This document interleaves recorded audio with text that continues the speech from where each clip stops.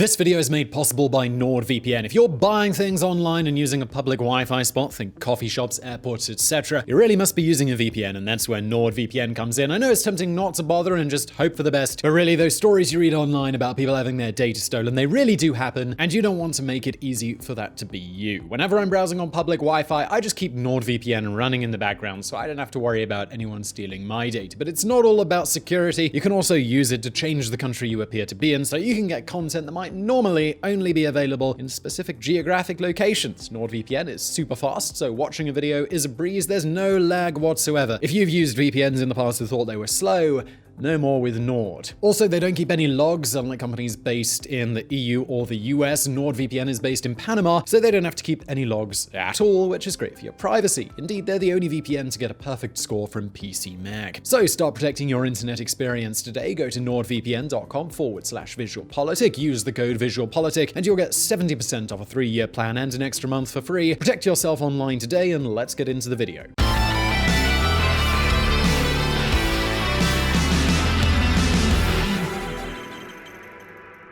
So admit it, you must have wondered at some point, can you get away with crimes that are committed in international waters? It sounds like a silly question, but, well, really, what is the situation here? What laws apply in ocean territory that doesn't belong to any state? Well, by the end of this video, you're going to have a better understanding of all of this. First up, let's make one thing clear. Nobody here is condoning crime. This video isn't a training manual for budding Pablo Escobars, but rather a video about international legislation. So let's go back to the initial question. What law governs international waters?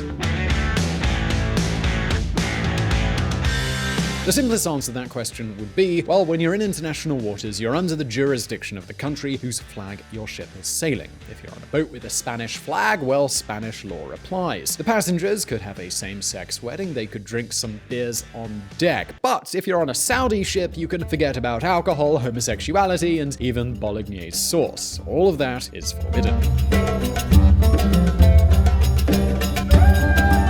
So this gives you an idea of what can be done in international waters and what can't. You don't really need to be Julian Assange or Jamal Khashoggi to know which boat to choose. And here the following question arises. Imagine that an obscure country, I don't know, one of those that we're going to introduce you to, like Tuvalu. Well, imagine that Tuvalu says they're going to legalize drugs, prostitution, and even murder.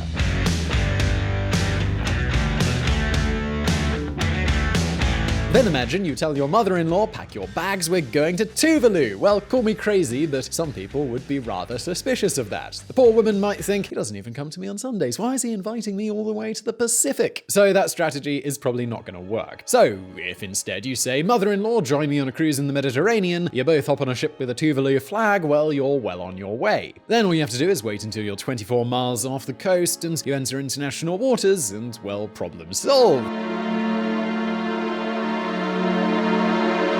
Only it's not that simple. I'm afraid you're going to have to put up with your mother-in-law for a few more years, at least if you want to stay on the right side of the law. So the question is, why are there all-inclusive cruises and not anything goes ones? And further, are there any legal loopholes that let you escape blame for some crimes when you're in international waters? Well, today we're going to answer these questions, but before we do, a little bit of history.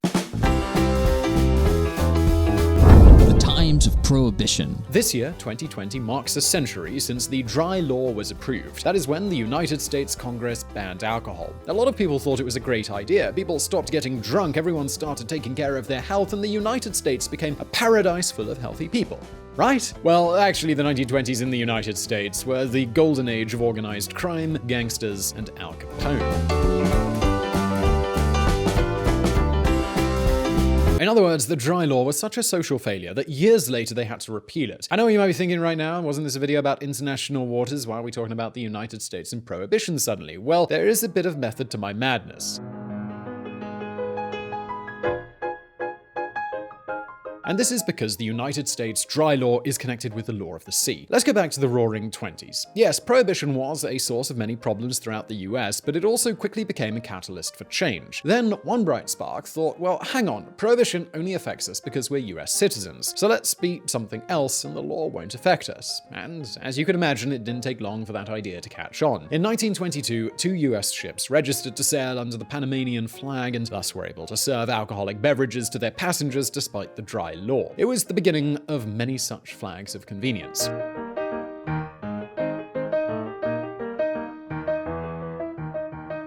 that's what it's called when there's no relationship apart from paperwork between the owner of the ship and the country of the flag flying on said ship. The dry law stayed in force until 1933. After that, you might think that it no longer made sense to register ships in Panama since alcohol could legally be bought and sold stateside, right? Well, that wasn't the case. So why were ships still being registered in Panama? Well, technically, this was to be beyond the reach of US unions. Registering ships in Panama meant you could pay lower wages than those required by US labor laws. This is how Panama became a major shipbuilding power. Think about it. If we unfurl the Panamanian flag, we can get drunk, we can hire a crew for cheap, and in return, the country will hardly demand any taxes at all. And all of that can be set up with some paperwork that can be done in under 3 hours. So what does Panama get out of all of this? Well, they get enough money to buy one Cristiano Ronaldo every year.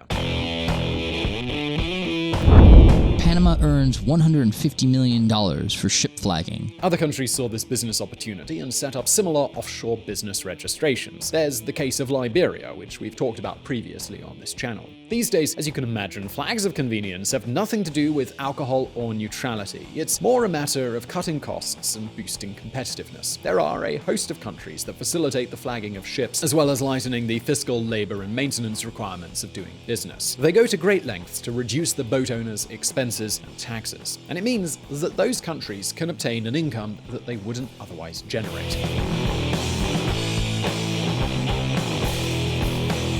Panama and Liberia are still the main bases for flags of convenience, and we must point out one clear difference between them. The Panamanian registry is managed directly by the state, by officials of the Republic of Panama. However, the Liberian registry was organized by a private company from the very beginning. This company is called International Registries. International Registries managed the Liberian registry between 1949 and 1999. In those 50 years, Liberia changed dramatically. In the 90s, the country plunged into a bloody civil war. That's when dictator Charles Taylor decided to gain greater control over the income provided by the registry of ships and companies. As a result, since 2000, the Liberian registry is managed by another private company that is more in line with the requirements of the regime.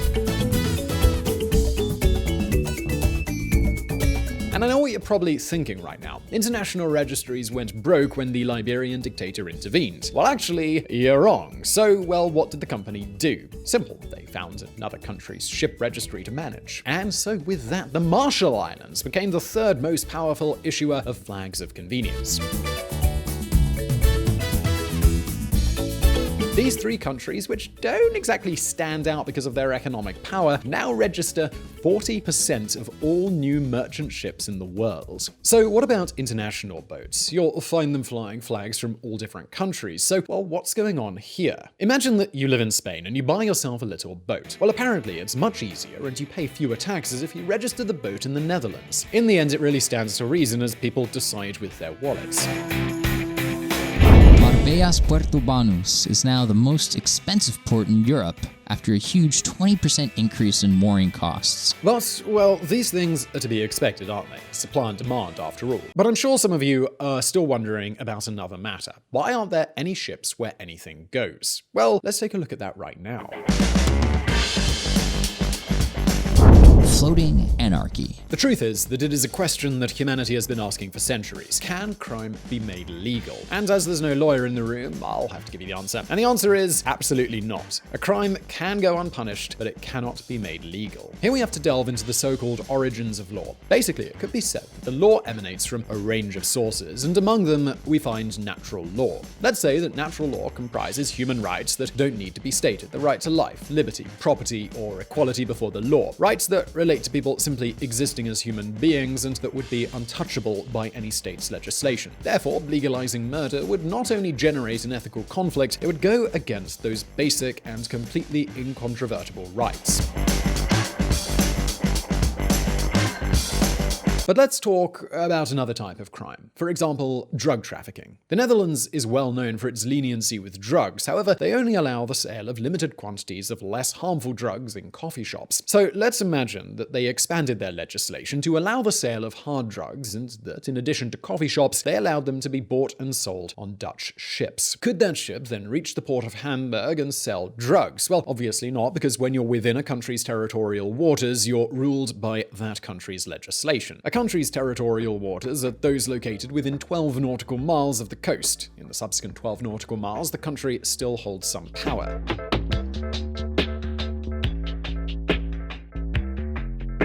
Therefore, once you're more than 24 nautical miles off the coast, the vessel enters international waters, and the legislation from the country pertaining to the ship's flag kicks in. It would be then that this hypothetical Dutch ship sailing in international waters could sell drugs. Now, a boat cannot remain in international waters indefinitely. At some point, they need to refuel and get supplies. And if such a ship approached the port of Hamburg, then the port authorities could prevent them from unloading. That's at least in theory. Of course, there are always bribes and illegal behavior.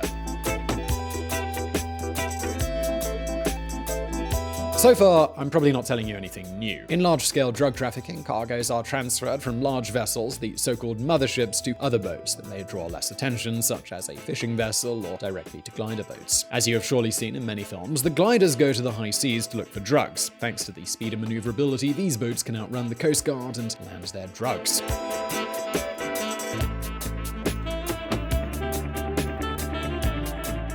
Here I want to highlight two things. One is the chase. If coastal patrol boats begin to pursue a drug boat within a country's territorial waters, it doesn't matter if the boat enters international waters, they can still continue to pursue them. And secondly, if they intercept a stash on the high seas, they can always pursue them provided they get the authorization of the country where the ship is registered, otherwise their hands are tied. So in theory, we could say there's no such thing as floating anarchy. However, clearly some countries care more than others when it comes to enforcing the law on board the ships that bear their flag.